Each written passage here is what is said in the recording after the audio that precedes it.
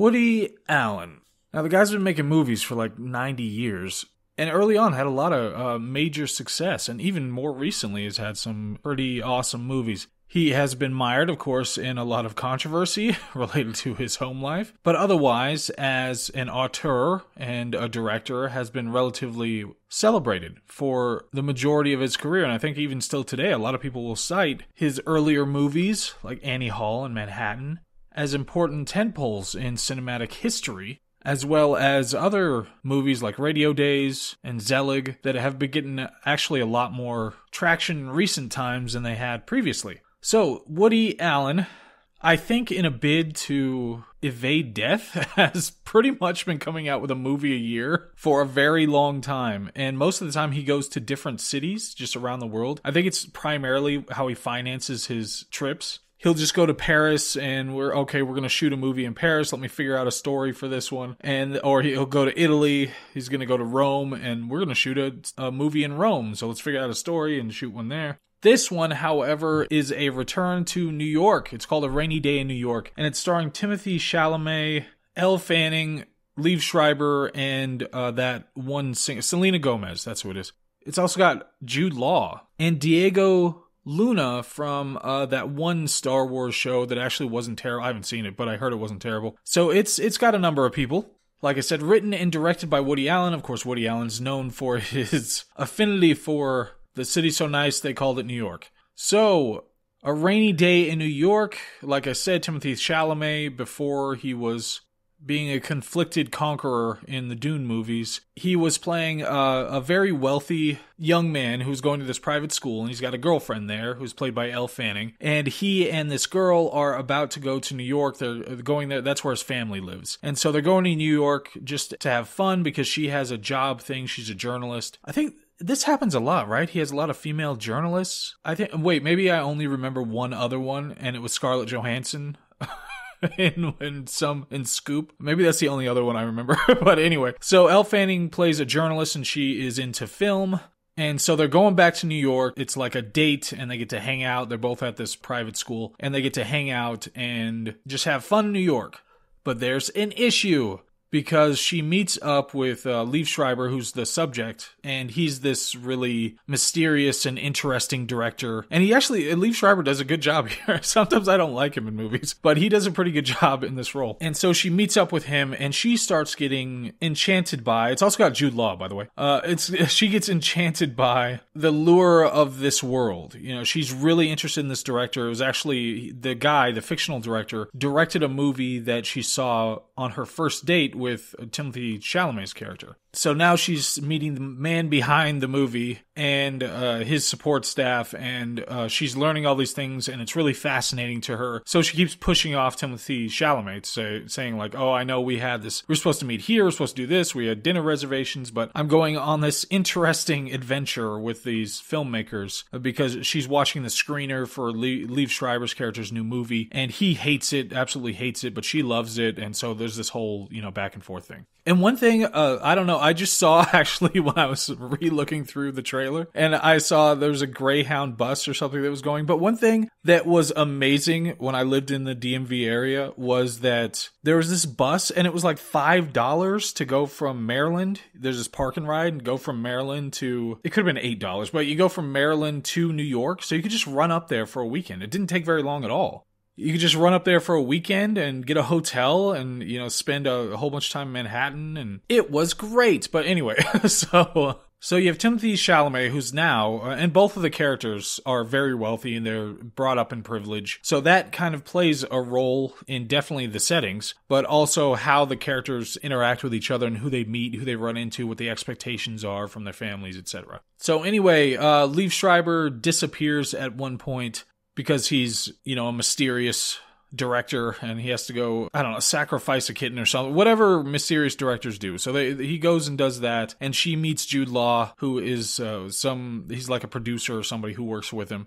And Jude Law is going through some issues and they're out trying to look for the missing director. So they have this little back and forth while they're trying to do this. Anyway, in the meantime, Timothée Chalamet is going to meet a friend from the old school in New York. And the old friend is shooting a movie. It's like a little student film. So they're shooting a movie, and as part of the movie, he has to sit in the front of this car and kiss Selena Gomez's character, who's the younger sister of a girl that he dated back in the day. Yes, I'm going through all the details of this, okay? We are doing it, and then we're going to talk about some more substantial stuff after we get through it. Hopefully it's not too tedious or anything to hear about this movie that you could watch anyway. But it's going to take far less time, I promise.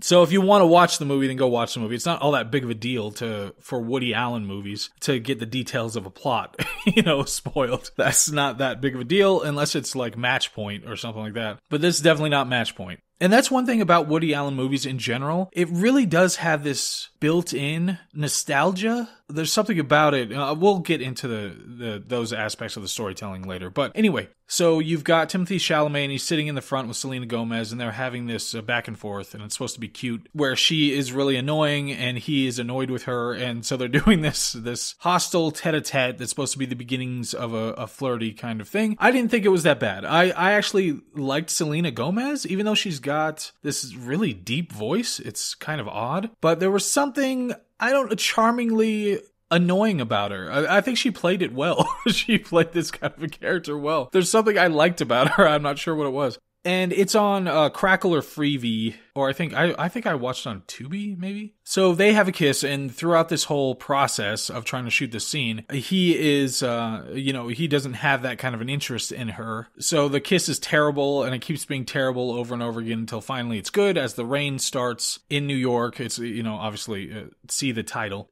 But the rain starts, they have a great kiss, the director's like, cut, that was perfect, and then they part ways. And now Timothée Chalamet is like, what the hell am I going to do? He's trying to get in contact with his girlfriend, Elle Fanning, but she keeps saying, I have to go on this adventure and that adventure with all these very interesting men, and so I can't make it to all the things that you had planned out. So he goes to various places, and I think at some point, he runs into Selena Gomez and follows her up to her apartment. Well, it's her family's apartment, and then plays the piano. And there's this little moment where he really likes piano lounges. He plays the piano and he sings a little bit, so he really likes those lounges. But they have a little bit of a talk about the rain and stuff, nothing especially deep or insightful or anything like that. So in the meantime, you got Elle Fanning, who's hanging out with Jude Law, and he sees his wife going into a hotel with a random guy, so they have a whole deal, and he hops out, and the girl is from, actually, Vicky Cristina Barcelona, and she's also from, which I also recently watched, and would love to talk about, she was also in that movie, that Ben Affleck movie that he directed where he was a bank robber, that was called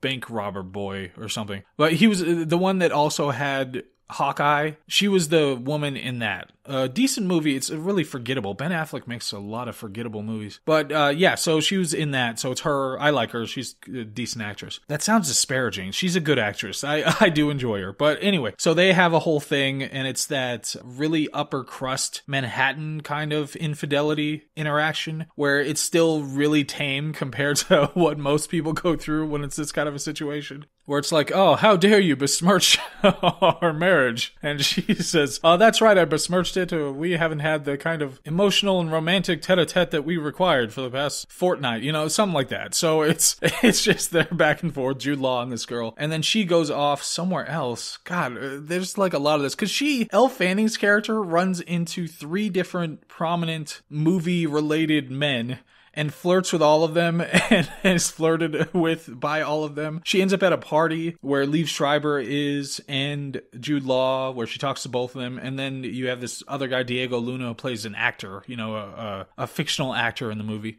And she's like, oh my gosh, this actor, he's so good looking. And then he's flirting with her and she's having wine and she does this, oh, I'm just charmingly befuddled and cute and drunk and I don't know if I should flirt with you or stick with my boyfriend. And at a certain point, it's like, where was it? She ends up going back to his apartment and she's like talking to herself. I think that's what it was. She was talking to herself about whether she should do it or not. And it's so denuded of anything related to emotions or morals or anything like that. It's just like, oh, well, let me break this down, as if it was the proton spectrum for some virus or something like that. Wait, do viruses have proton spectrum? I don't know. I heard that in Good Will Hunting. She said the proton spectrum for ibogamine. And so I was trying to work that in, but I have no idea what that means. Anyway, so she's in there trying to figure it out. It's really unemotional and has no interest in morality. And she's just like, oh, well, this could be a benefit for me, and that would be a benefit, but I have a boyfriend, and et cetera, et cetera. So she decides that she's going to do it, and they begin the act. She's in her underwear, and her ass was better than I expected. That's not important. So she's in her underwear, and Diego Luna is, they're about to go at it, and then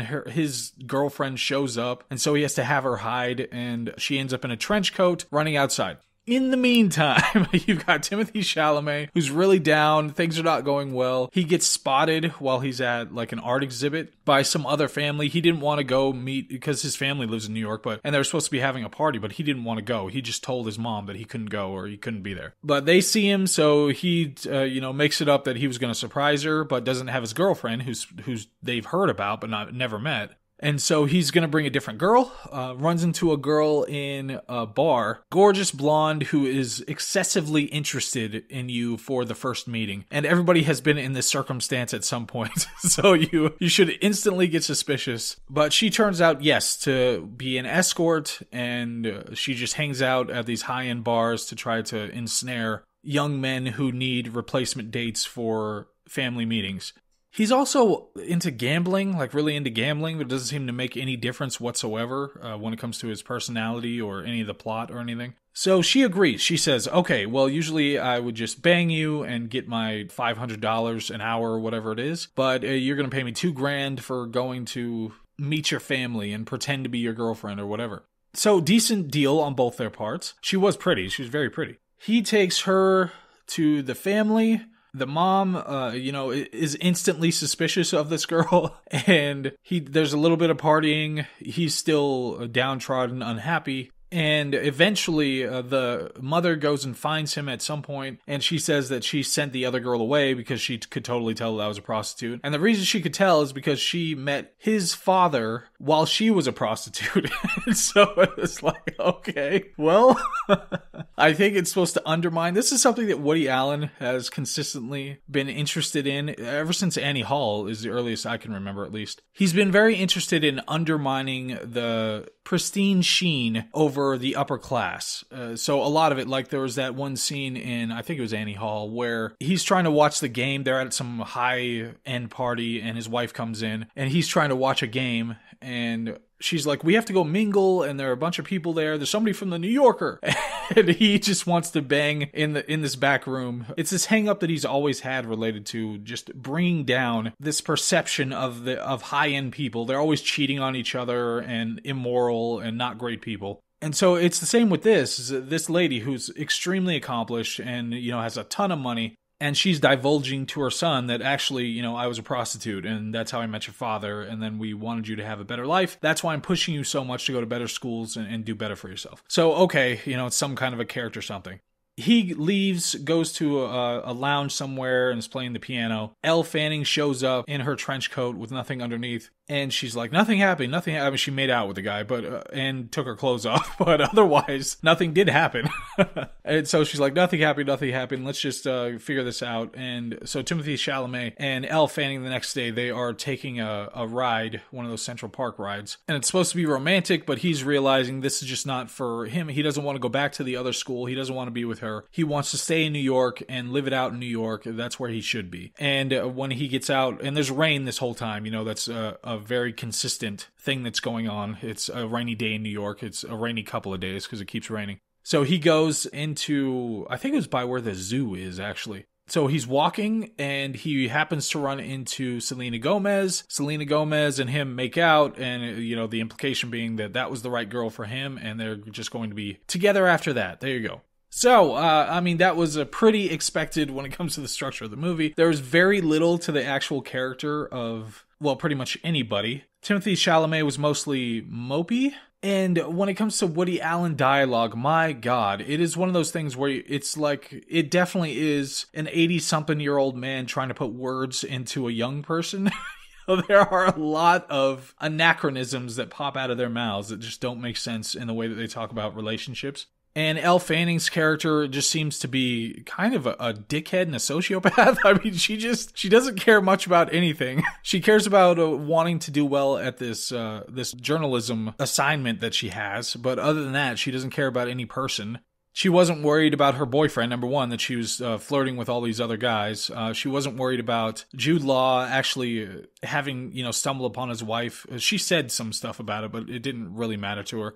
She didn't feel bad about Diego Luna's girlfriend showing up and him almost cheating with her on his girlfriend. Makes no difference. So I don't know if there's some kind of underlying thing that you just can't trust blondes, because the blondes in the movie were not great. Oh, I guess Jude Law's wife was a brunette though. So maybe that isn't maybe you can't trust any females that can't sing. Or maybe you can't trust any females with high voices, because the low voice females are more masculine and trustworthy. I don't know. I don't know what the story is or the meaning is behind this movie in any way whatsoever. The dialogue was weird. There's not a whole lot of complexity emotionally to any of the characters. But honestly, it was just kind of enjoyable. It was just this enjoyable romp. I was finding myself just being fine with it not being very good. Selena Gomez's character has virtually nothing to her, but this is the kind of movie, like so many Woody Allen movies, it's the kind of movie that you could just turn on a rainy day or by a fire or while you're going to sleep or something, and it's such a light and easy thing to take in that it can make it enjoyable, So it was more atmospheric, and it was just this gentle New York lounge type atmosphere that was built into the whole thing. And like I said, I wouldn't want to be around any of these people. None of them were people worth hanging out with, except for maybe Liev Schreiber, even though he was just kind of moody and I'm an auteur director. But his character, I don't know. He was really terse and annoyed with people, and so he'd be kind of fun to have a drink with. But other than that, yeah, there wasn't a whole lot to it. It's really interesting, though, psychologically, to think about what is happening when these stories are being told. Now, obviously, the general setup is there's this kind of vacuous girl that you were totally into and liked a lot, and yet she pretty easily moved on and it wasn't just like something struck her and she had to be with somebody else. It was like there were multiple guys that would have been totally suitable candidates just because she was interested in her career. And this could be representative of that cast of society, in thinking that when you have women at that higher level who are very capable of making lots of money, so it slightly obviates, not just slightly, it obviates often that protector and provider role of the man in that situation. Then there could be some kind of resulting resentment that works its way into these kinds of storylines. So that's the question, is what is Woody Allen really saying? What is he concerned about and what does he value? And in this case, there was something with the Selena Gomez character. Like I said, she didn't have a lot of complexity. There was virtually nothing to her. But what she represented, she was the younger sister of a girl that he dated. So it's this representation of his childhood and something that was more pure. And she's younger, so she's not as cynical and she's not as interested in that pursuit of career over anything else and over love and all that. But you have that, also the Elle Fanning character, you have that show up in multiple Woody Allen movies where you have this very cynical female character who's very willing to just sleep around and then look past it like it doesn't have any moral significance. So it is this niche level area of cinema that is appreciated, because if we didn't have that, Woody Allen has that experience and has had it for the last 60 years of the seedy underbelly of high society. And so like his movies or not, and like his personal life or not, you do have a different perspective on the way that people interact. And, for any given viewer, especially one who's not in that aspect of society, it could be really reassuring and honest to see this representation of very wealthy people. It doesn't solve all your problems, it is this weird correlate that doesn't actually mean a whole lot when it comes to our own biology. And so you still have people who are very wealthy, everything's taken care of for them. They're never going to go hungry, never going to be without shelter, can buy virtually anything that they want at any given time. And yet they still go through this crucible of personal relationships and insecurity and unhappiness and desire for genuine connection that everybody else does. So I think even though it's not a good movie, it's not very interesting, it's not very complex, and there's a lot of jaggedness to some of the performances. Even with all of that stuff, I think it really has a place, and it's worth watching, and it's worth something. It's something worth existing. So anyway, yeah, that's all I wanted to talk about when it comes to A Rainy Day in New York. Let me know if you've seen it. What do you think about it? Am I missing something when it comes to complexity? Subscribe if you haven't, and I will see you on the next one. All right, bye.